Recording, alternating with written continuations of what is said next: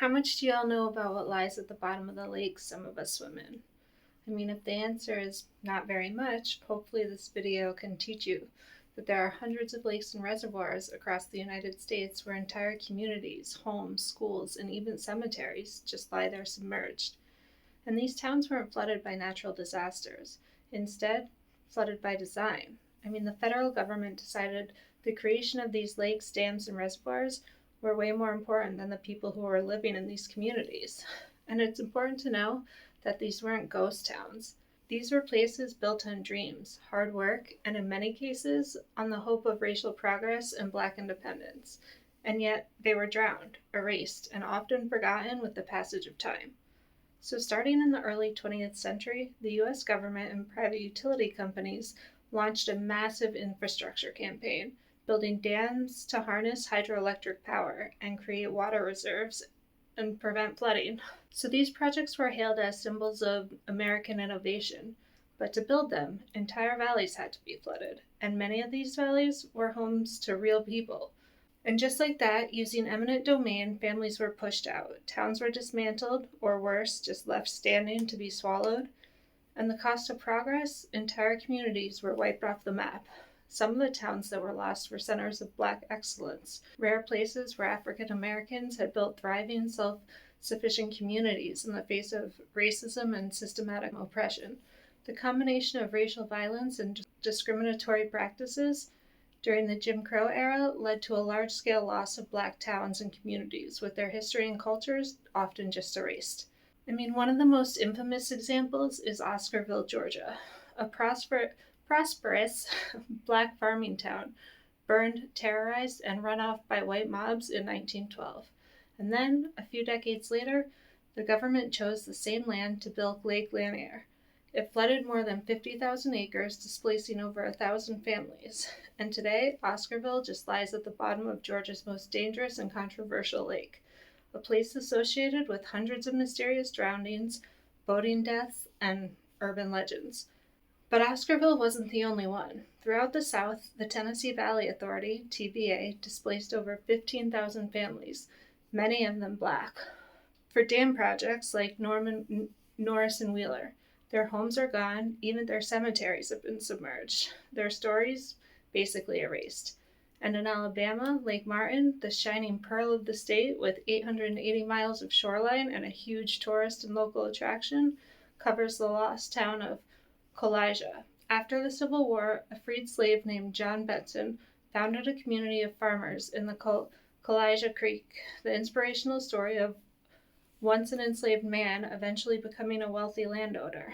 His son, an educated young Black man, had a vision of turning the farming settlement into a prosperous and enterprising community, which they certainly accomplished in less than half of a century, despite the opposition from dangerous lynch mobs and other angry, jealous whites. But the short history of the community abruptly ended in 1916 when a power company announced the building of a dam, and 10 years later, the entire community was underwater. One of the most successful Black communities in the U.S., a picturesque community of Black people who just strive to build themselves a better life. And they were successful. But sadly, there's not even a historical marker here explaining what once was. And these losses were undeniably terrible. But equally horrific losses didn't happen to towns with zip codes. Instead, they happened to sovereign nations. Treaties were signed and promises were made. But when land was needed for dams, reservoirs, or hydroelectric plants, those agreements were quickly ignored. Dams built on or near Native American lands in the United States have frequently resulted in significant displacement, cultural disruption, and huge environmental damages. But only tribal communities. Over 1 million acres of tribal land have been flooded by dams, impacting not only land, but also traditional fishing sites, sacred places, and the livelihoods of the tribes living there. For example, in the 1950s, the U.S. Army Corps of Engineers built Garrison Dam on the Missouri River in North Dakota. It created Lake Sacagawea, and in doing so, it flooded 152,000 acres of land belonging to the Mandan, Hidatsa, and Arikara nations. The water swallowed homes, farmlands, burial grounds, and entire ways of life. Despite treaty protections, Native families were forced to move to higher and less fertile ground. The economic, cultural, and psychological impact was just catastrophic, and reparations were minimal or decades delayed or not paid at all. And once the lake had been developed, Native Americans were forbidden from fishing the lake or hunting or grazing their animals lakeside, the lands that they'd farmed and raised their animals on for a millennium. It's hard to imagine the feeling of betrayal and heartbreak they must have felt at the time. And this wasn't just an isolated case. Dams like Oahe, created in the 40s in South Dakota by damming the Missouri River and creating Lake Oahe, well, that claimed the lands of the Lakota and the Standing Rock and Cheyenne River Sioux reservations, to say nothing of the grave sites of numerous revered Native Americans, including Sacagawea. The Oahe Dam destroyed more Indian land than any other public works project in America. It created a reservoir which extends 231 miles upstream, the largest man-made reservoir or lake in the U.S., and the tribes were moved on top of the hills, where it is more like a clay-based soil, so they could no longer grow gardens or plant trees or do most of the things that they had done before. I mean, how could they? It's been said, gone were the wooded, riparian bottomlands with fertile soil, vast water supplies, timber, wildlife habitats, and rare plants used for medicinal purposes. It's said to be the single most destructive act ever perpetrated on any tribe in the entire United States. Whole forests vanished. I mean, really think about all the destructive acts on tribes by the U.S. So for this to even be ranked near the top as the most destructive means, I mean, it was terrible. As the Oahe Dam neared completion in the early 1960s, one of the last people left standing on its bluffs was walked out at gunpoint. That's the story according to legends. Locals. Red Tomahawk stood on the hill and sang his death song. He prepared for death because he had nothing left. I have so much more about this dam and the lake created, but maybe I'll do a video on this topic alone if anybody's interested. And then there's other examples, including Fort Peck and Big Bend, which were also carved through native lands, backed by federal agencies that saw water and power as more important than the promises they'd made. And these weren't just flooded fields, they were violated nations, and the water still rises over broken treaties. But I'm going to change gears here again, sorry. Not every erased town lies underwater. Some are buried beneath the places we live and work today.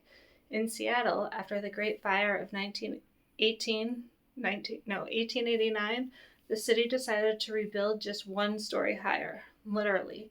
The old sidewalks, storefronts, and basements were sealed off and buried beneath the new street level. Today, the Seattle Underground still exists, a city beneath a city. They do ghost tours there. The dark, crumbling, and haunted by the ghosts of the past, both literal and historical.